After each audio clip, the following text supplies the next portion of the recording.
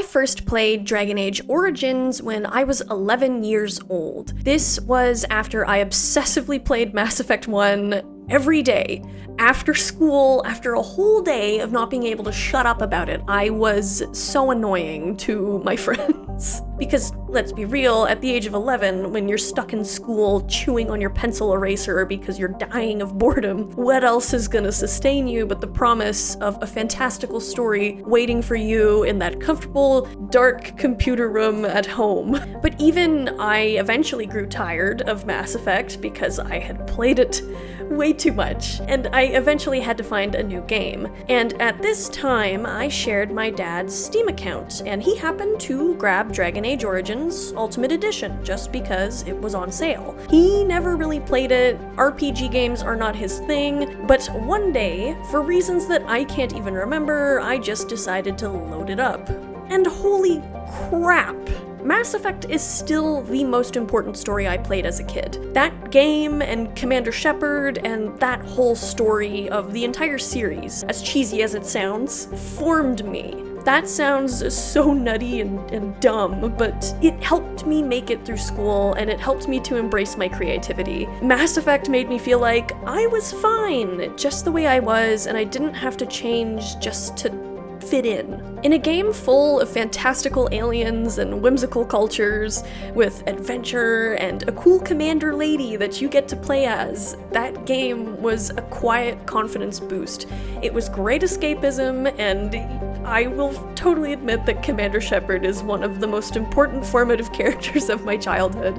I'm laughing as I say that because I know that sounds so weird, but I can't lie. This is why when I hear Jennifer Hale's voice, I'm just teleported back to that, and I'm just grateful that she was the voice actor of Commander Shepard. But Dragon Age Origins is special in a whole other way because it is what truly kindled my love and appreciation for storytelling. I just remember as soon as the menu screen came up that first time with that theme, let's play the theme, I had chills. I still listen to the camp theme just in the background when I'm cleaning my apartment even. It's beautiful, and I'm teleported right back to that setting. I just knew that Bioware was gonna change my life yet again, just like Mass Effect. And goddammit, did it ever. My 11-year-old mind was blown throughout the course of my first playthrough. You have 6 origin paths that give you unique starts to the game. You get thrown into a life or death situation right off the bat. You're forced into a high-stakes race against time to save the world, all with a fantastically written, unique band of companions who all have nuanced personalities and goals, and frankly, varying potential destinations depending on where you, the player character, want them to go. And the sheer variety of dialogue lines was mind-blowing, especially coming from Mass Effect with its comparably limited dialogue wheel. Every single character in Origins felt so full they could burst. There are lessons to learn with each character, and a fascinating journey into the stories that shaped their lives. Every quest felt so cool, and every soundtrack, every environment, the character customization, and yes, I will admit it, the Alistair romance was my first video game romance, and it still holds up as one of the most adorable, wholesome romance plotlines I have ever encountered in any game. Without the minds that all worked together to create Dragon Age Origins, I don't think that my channel would exist, and I'm sure that that's the same for many other people on this platform and beyond. And for that, I am so grateful to Bioware and the team that made this game, because you can feel that they made a soul in this game. Dragon Age Origins is a self-described high fantasy meets low fantasy RPG, or dark heroic fantasy, as Bioware said at the time. It was made as Bioware's own answer to their past Baldur's Gate games and Neverwinter Nights games, and it even has inspiration from the Song of Ice and Fire books, which I was so excited to learn that. There's so much soul and feeling in Origins, and it's just talking about it like this gets me excited. Origins is refreshing even today to engage with, because it is a fantasy story that is dark and gritty, yet beautiful and funny and even zany. Dragon Age Origins was released in 2009 after a roughly 7-year development cycle. Most people that I have met who've played the first 3 Dragon Age games all consider Origins to be the best, if not for gameplay, which, like, I totally get it, for the story, and for the vibes, and for the characters. People are still attached to their wardens in a way that I've never seen for Hawke, and not even for the Inquisitor, and I love my Inquisitor. There's just something about Origins that welcomes you in and encourages you to stay. So when I played Dragon Age 2, it was a bit of a whiplash. And I know that some people really love this game, and I can see why. I can see where the strengths of Dragon Age 2 are. The combat is cool, and I like the concept of a single city-state being the main setting for a game, rather than a whole province. You don't need a massive, vast fantasy world to tell a really good story. And it was also cool to see some returning characters from Origins, like Isabella or Meryl, but not Anders. Oh, Anders. As much as the gameplay was modernized, it was here that Dragon Age veered off from its literal origins. You could still feel that dark fantasy intent with it, but due to a development time of 14 to 16 months, even if that's approximate, just compare that with the Origins dev time of over 5 years and the dev time of around 2 years for Mass Effect 2. You can really feel the difference in quality between Dragon Age 2 and the game that it is succeeding. There was a massive reuse of assets, which still bothers my brain after all these years, and the textures sometimes even feel like a downgrade from Origins. But those things don't really matter to me that much, and I could absolutely overlook it, so long as the story is in line with what we experienced in Origins. And at least for me, that's the problem. Dragon Age 2 has the bones of a promising story and a promising cast of characters that never quite feels fully fleshed out. And it's pretty safe to say that that 14 to 16 months is the reason why. Or more specifically, a certain 2-letter company.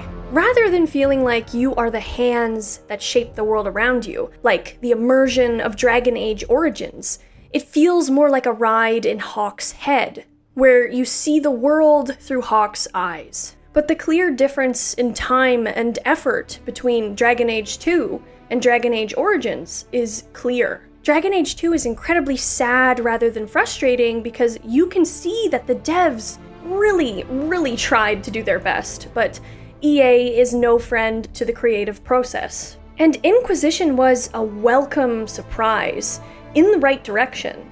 It seemed that a lot of the fan feedback was taken into account for its development, and Dragon Age Inquisition was allowed a dev time of around 3 years. The story feels so much fuller and polished, and more along the lines of classic Bioware. The characters are still a joy to get to know and to watch develop, versus the more polarizing cast of characters that we got to meet in Dragon Age 2.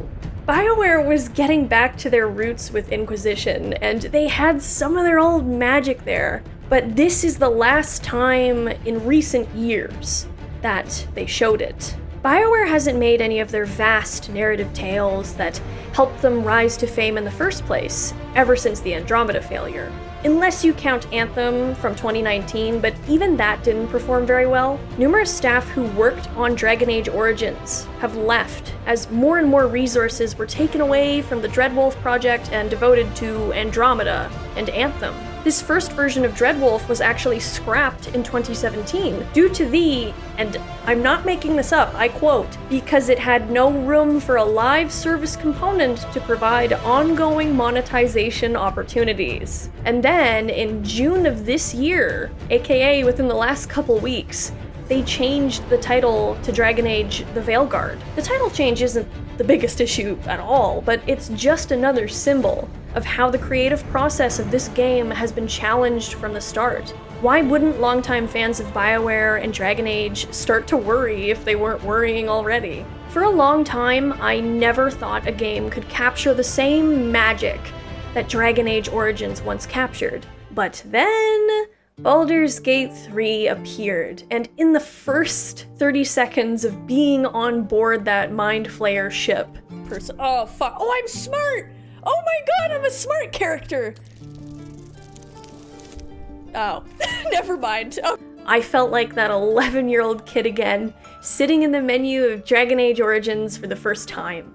And as I played Baldur's Gate 3, I kept having moment after moment where I was like, this game is just like Origins, but better. It felt like Origins' kid if Origins was in the stands cheering it on at the tournament. It was so cool to have that feeling again. No jackpot for you, ugly one. And it restored my hope that the creative process can still exist, unfettered by greed.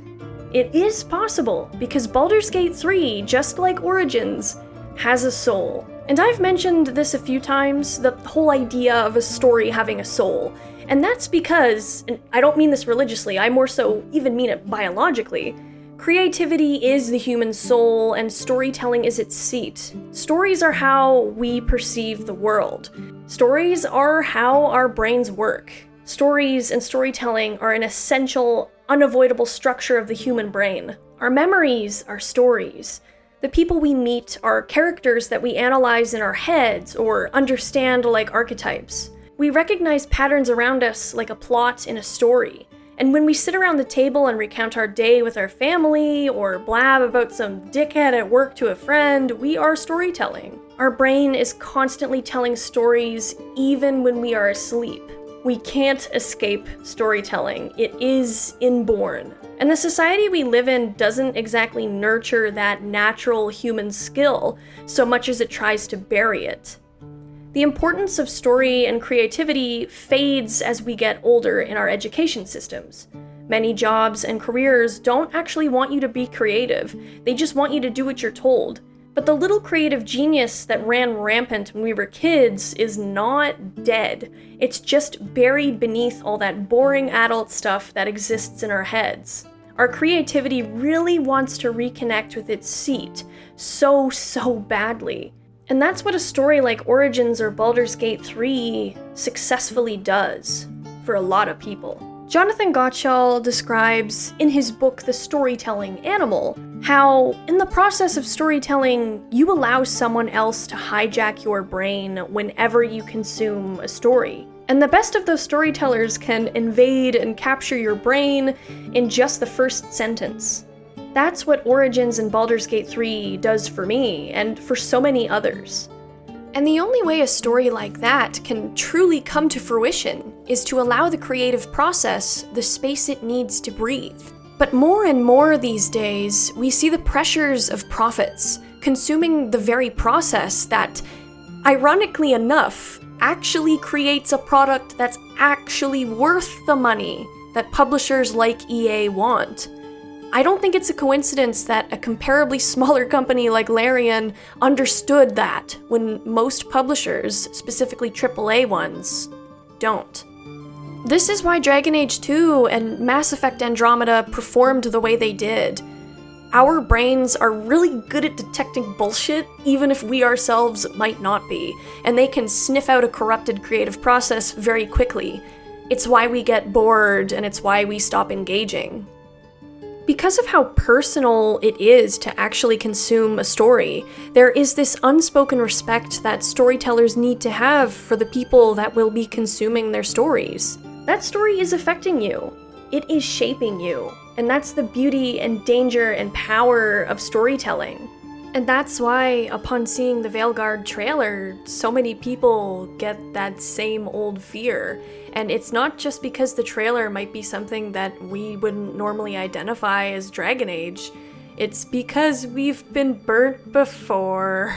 We've trusted Bioware, we let them in with their stories, and we got burnt.